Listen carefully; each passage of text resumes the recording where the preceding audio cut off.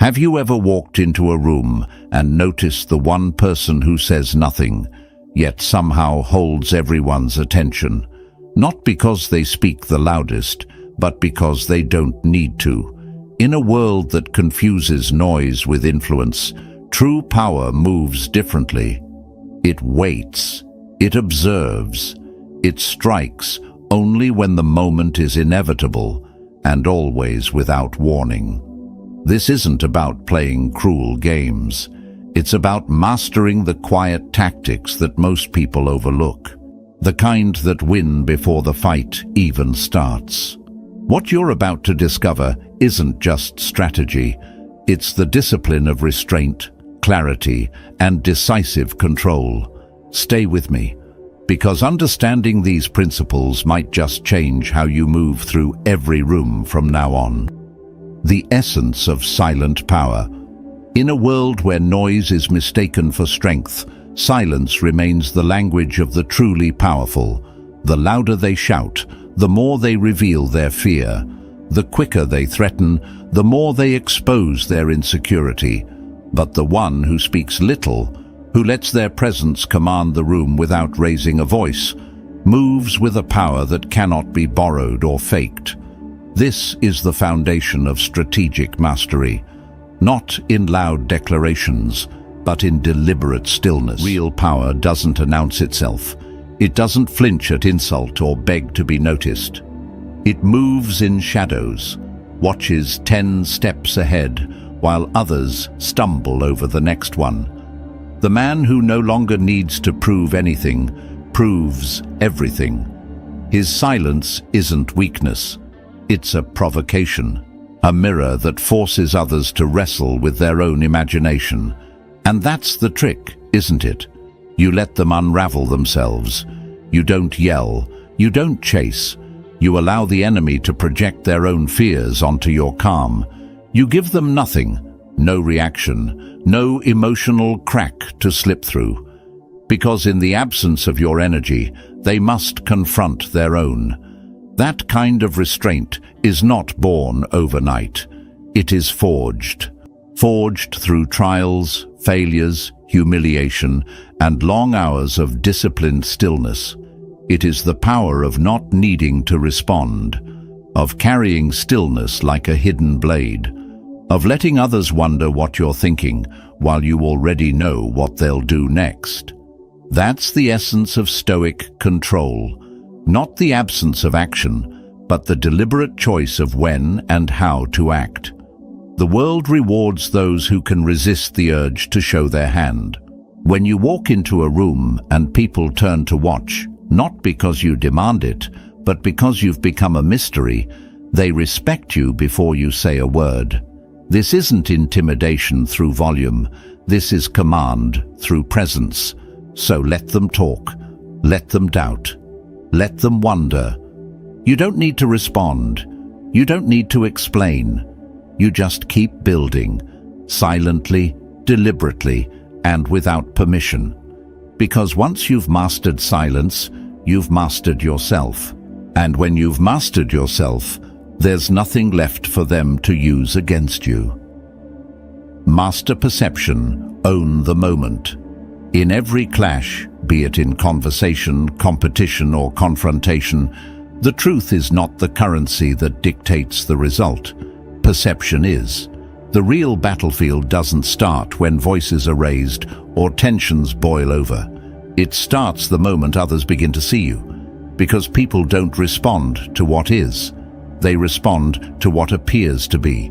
Men judge more by the eye than by the hand. Because while few will ever know your intentions, everyone will witness your composure, your tone, your stillness, or your lack of it. This is why the one who masters appearance gains the advantage before the first move is even made. It's not about being right. It's not even about being strong. It's about looking composed, focused, and unshakable, especially when you're not. When others see calm in the storm, they question their own footing. That hesitation, that brief flicker of uncertainty, is your silent victory. A Stoic understands this well. Control over the self creates influence over others. Emotional chaos repels power. Inner stillness radiates it. That isn't cruelty. It's discipline. It's the art of shaping perception in a world ruled by it. You don't need to crush your opponent. You only need to ensure they look unstable while you do not. In a society addicted to optics, the one who appears calm is treated as wise. The one who remains silent is presumed to be calculating. And the one who shows restraint when everyone else unravels is elevated to mythic stature. This is not about deception for deception's sake. It is strategic restraint in a world that confuses noise with depth. You don't need to expose the truth. You only need to control how it's perceived. Let them rage. Let them over-explain. Let them perform. You remain the stillness that unnerves them, because ultimately, power doesn't go to the loudest or even the smartest. It goes to the one who can control the story being told. And the most powerful story isn't spoken. It's seen in your posture, your eyes, your calm, your refusal to be moved. In a world that thrives on spectacle, the one who doesn't perform becomes the most feared. And that's when you stop needing to fight. You simply become the presence no one dares to challenge.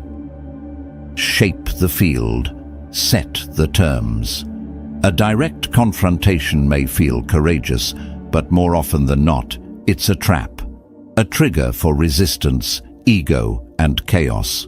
True power doesn't clash with another's nature. It works around it. It reshapes the field they move in until their actions, though seemingly autonomous, are guided by the very limits you've designed. This is the silent genius behind environmental manipulation. The Stoics taught us to control what is within our reach, and while people's minds may be untouchable, the conditions they operate in are not. So instead of forcing someone to change the space they must move through. Think of conflict like a game of chess. The goal isn't to destroy every piece, it's to control the board. You don't need to remove your opponent. You only need to adjust the timing, the terrain, the available options, until they begin to defeat themselves. A rescheduled meeting, a quiet change in access, the strategic removal of an ally, all these minor shifts ripple through your opponent's stability. And before they realize what's happened, they are no longer reacting with strength. They are reacting with confusion, with fatigue, with missteps that serve your plan. This is not deception for its own sake. It is influence through precision. Environmental manipulation doesn't aim to humiliate. It aims to exhaust, to reframe the scenario so completely that your adversary begins acting according to your rhythm, not theirs. It's how seasoned negotiators win without raising their voices. It's how the Stoic leader governs not with demands, but by designing conditions where the right choice becomes the only obvious choice. Instead of wrestling with someone's chaotic emotions or stubborn beliefs, you shift the frame that surrounds them. You alter the light, tilt the floor, and let their next move become inevitable. By the time they notice the change, the damage has been done, and it wasn't through brute force, but through the quiet rearrangement of reality itself. The battlefield, then, is not a place. It is a construct. One you shape with patience, foresight, and restraint. The person who controls the environment doesn't need to control people. They only need to control the options. Because when every road leads to an outcome you've already chosen, you win without ever drawing a weapon. And that, in the Stoic sense, is the highest form of dominance. Not domination over others, but mastery over the structure they must operate within. Success in this form is subtle. It's not measured by applause or recognition. It's measured by how little you had to force, and how naturally things began to fall into place. The strength in being underestimated. In a world obsessed with projection, where strength must be visible and dominance must roar, the most dangerous move is often silence. To appear harmless is not a flaw, it is a weapon sharpened by wisdom. The Stoics taught us that the wise man does not announce his strength. He allows it to remain hidden, disciplined, controlled. The predator who announces himself invites caution, but the one who limps, who apologizes, who plays the fool, he invites carelessness. And it is within carelessness that opportunity is born. To feign weakness is not to be weak. It is to master the rhythm of perception. It is to lull the room into comfort while you observe, calculate, and prepare. You are not surrendering. You are setting the stage. You are not being submissive. You are drawing out the enemy's arrogance, their need to assert, to dominate, to overextend. And once they believe you are beneath them, they will no longer guard what matters most. This is not cowardice. It is composure, the art of letting your opponent move first, not because you are afraid, but because you understand that a sword drawn too soon dulls in the wrong battle. True power is patient. It waits beneath the surface, cloaked in humility, until the exact moment when precision matters more than volume. The Stoics knew this well. He who conquers himself, who holds his fire, who plays the fool with purpose, often ends up controlling not just the conflict, but the story that follows it. Ruler must be both lion and fox. The lion roars. The fox vanishes and returns with advantage. When you pretend to retreat, to agree, to bend, you are not giving up. You are redirecting the current. You are letting them believe they've won so that they never see the shift. And in that illusion lies your power, because arrogance blinds more effectively than rage, and the blind walk willingly into traps they would have avoided had they respected you. Let them mock you. Let them feel safe. Let them speak freely and expose themselves. Your silence is not weakness. It's timing. Your delay is not indecision. It's design. When the moment comes, strike not with fury, but with clarity. Strike not where they expect resistance, but where their guard is down. And when they realize what has happened, it will be too late to respond. To feign weakness is to shape the narrative in your favor. It's the highest form of strategic patience. And when done well, victory does not come from force. It comes from the quiet realization that the battle was won before it ever began. Finish it.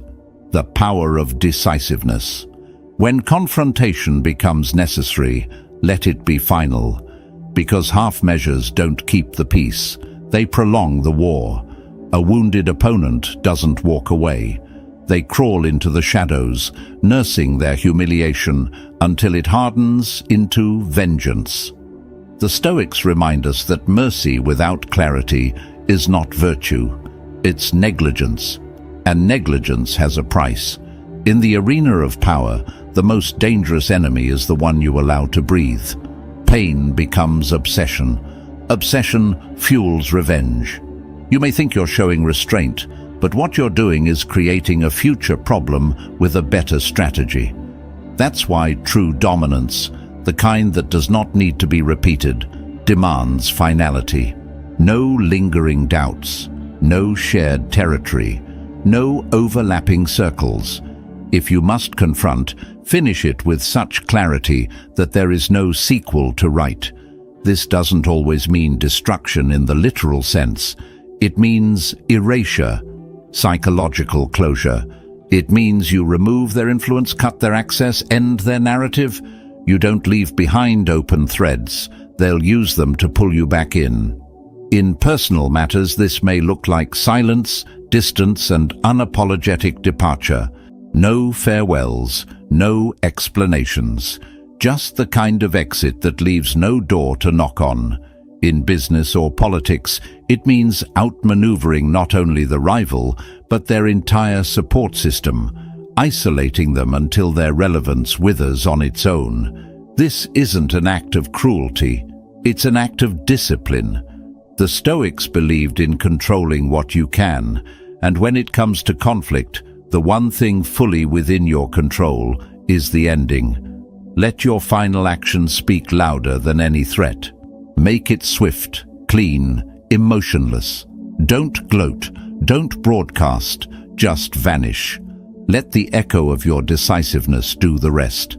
Let it remind others that testing you has a cost, and that cost is not negotiable, because the truly untouchable don't leave loose ends. They don't play games twice. They don't linger in battlefields they've already conquered. The moment you hesitate, they rebuild. The moment you show leniency, they strategize. And the moment you offer a second chance, they see your weakness. Decisiveness is not just a tactic, it's a shield. It's what keeps you from ever having to fight the same war twice. So finish it, not with malice, but with mastery. Not for ego, but for peace. Because when no one dares to continue the conflict, that's when you've won. Not just the battle, but your freedom from it. And that is the ultimate form of power. Not just victory, but irreversible, unquestionable closure. The psychological mirror, letting fear reflect. Let's talk about the kind of power that doesn't shout, doesn't strike, and yet leaves the deepest impact.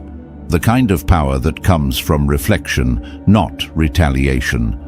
The Stoics taught us that control over others begins with control over ourselves. The most lasting fear is not imposed from the outside, but awakened from within.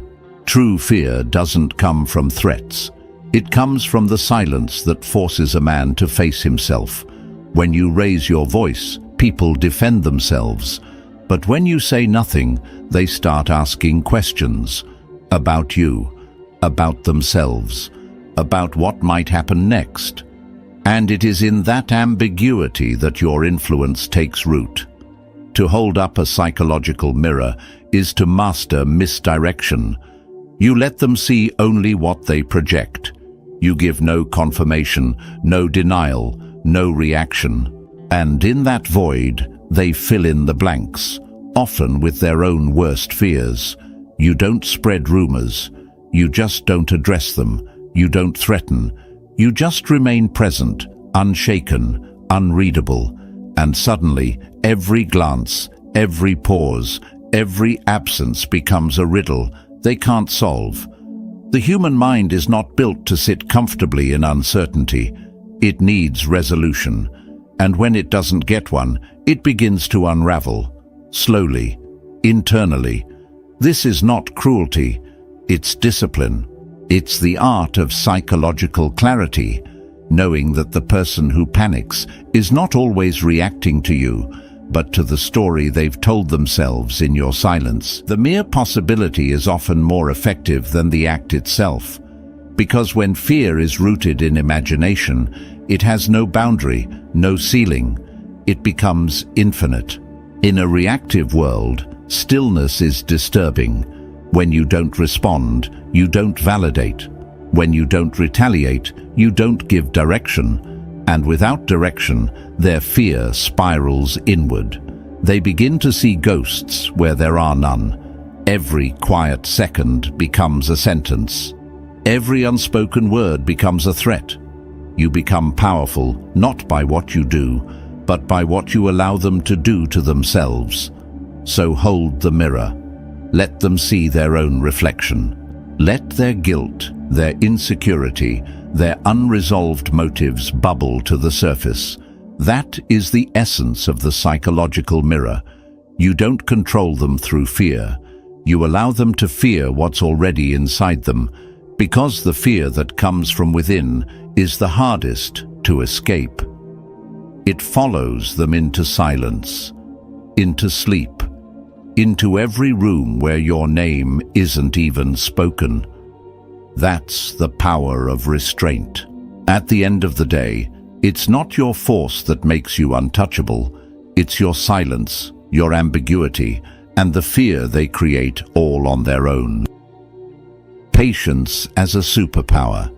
Let's talk about the kind of strength that rarely gets praised, yet wins wars most never see. Patience. In a world drunk on speed, addicted to instant results, and obsessed with reaction, patience isn't just rare. It's revolutionary. The wise don't rush into battle. They don't chase validation or strike because they're provoked. They wait. They observe. They calculate. Because the one who controls time controls the outcome. Most people confuse urgency with effectiveness. They want revenge now, answers now, results now. But urgency is the enemy of clarity. It blinds judgment, burns energy, and often plays straight into the hands of your adversary. True strategy demands restraint. When they scream, you stay silent. When they lunge, you step back. And when they think they've pushed you into a corner, you let them overreach until they expose more than you ever needed to uncover yourself. That's where time becomes your ally. It isolates. It exposes weakness. It magnifies mistakes. The enemy who believes you're retreating because you're weak will inevitably grow arrogant. And arrogance, like rust, corrodes their defense from within. Patience isn't passivity, it's poise. It's the clearest signal that you've mastered yourself, because the one who doesn't flinch under pressure holds the real power in any confrontation. The Stoics called this self-command. Let paranoia divide them. Let missteps, no rage, no spectacle, just precision, delivered in silence. That's what time can do when you don't squander it chasing emotional victories. To delay is not to lose, it's to see more. To wait is not to retreat, it's to choose your moment. The modern world teaches us to react instantly, to answer immediately, to solve now. But in the space between reaction and response lies the sharpest blade. When you slow your pace beneath the noise of others, you begin to notice what they miss. While they exhaust themselves chasing the surface, you see the fracture lines beneath. And when the time comes, when your patience has drawn out their weakness, isolated their support, and blinded their clarity, then you act. Not out of anger, but out of certainty. Not to punish, but to end. That's how patience wins wars the world never watches. At the end of the day, the one who can wait is the one who controls the clock, and the one who controls the clock decides when the game is over. The power of strategic distance. Let's talk about the quietest move that carries the sharpest edge: isolation. Power is not always taken through force, but often through subtraction. A strong enemy is not dangerous because of who they are, but because of who stands with them, their network, their alliances, their momentum. These are the true weapons you must disarm. As long as they are supported, they are bold. But when the room empties, when the echoes of agreement vanish, even the strongest begin to unravel. Isolation isn't about public humiliation or dramatic takedowns. It's about erosion. You pull threads, not swords. You let tension creep into their friendships. Let whispers grow in their circle. Let trust slowly corrode in the background. You plant questions, not accusations. And then you wait. One by one, their pillars fall. Not with noise, but with quiet, subtle disappearance. They start to feel it. The pause in response, the shift in tone, the absence of backup. That's when paranoia sets in. That's when even the confident start second-guessing. And when they look around and ask, "Why is no one standing with me?" You've already won the first half of the war. Because you haven't broken them. You've let doubt do it for you. The final move isn't loud. It's clean, precise. You don't confront in front of a crowd. You strike when they're alone, mentally, emotionally, strategically. No need to destroy their name, just dissolve their influence. Let them fade from relevance, not fall in flame. That's the difference between noise and power. One is temporary, the other is permanent. At the end of the day, real dominance doesn't come from overpowering someone. It comes from ensuring no one is left to protect them when you do. In this life, you don't need to be the loudest voice to be heard. You only need to be the one who moves with clarity, restraint, and purpose. Power isn't about overpowering others. It's about mastering yourself. When you stop reacting and start observing, the game shifts. Let patience protect you. Let silence sharpen you. And above all, guard your peace like it's sacred, because it is.